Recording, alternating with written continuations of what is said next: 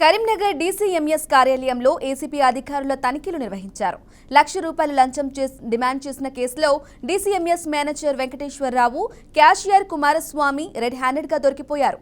ధాన్యం కొనుగోలు కేంద్రం ఏర్పాటు కోసం ₹1,00,000 డిమాండ్ చేశారు వెంకటేశ్వరరావు.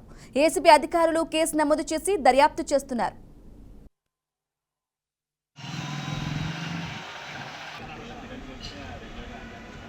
ఖరీఫ్లో వరిధాన్యం కొనుగోలు కేంద్రం సెంటర్లు డీసీఎంఎస్ ద్వారా నడపడానికి నేను వచ్చి మేనేజర్ గారిని కలవడం జరిగింది.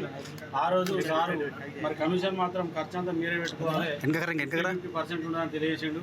ఓకే సార్ అని దానికి అంగీకారం చెప్పి గత 4 సంవత్సరాల నుండి సెంటర్లు నడుపుతూ ఉన్నాను. ఇప్పటికీ నాకు మొత్తం అప్పటి నుండి వాళ్ళు డిఎం ఆఫీస్ నుంచి మన కేడీసీఎంఎస్ ఆఫీస్ వాళ్ళకు చెక్ ద్వారానే అమౌంట్ వస్తుంది. ఆ వచ్చిన దానిలోకి వెళ్ళి న్యాయబద్ధంగా నాకు ఏదైతే 50% రావన్నో ఆ 50% ఇవ్వమని అడిగితే అట్లా కొన్ని రోజులు కాలయాపన చేశారు. 2 సంవత్సరాలు ఆగిన తర్వాత మళ్ళీ నువ్వు మందుల షాప్ పెట్టుకుంటేనే నీకు పైసలు ఇస్తాం, కానీ మందుల షాప్ పెట్టుకోకపోతే నీకు పైసలు ఇచ్చలేదు అని అన్నారు.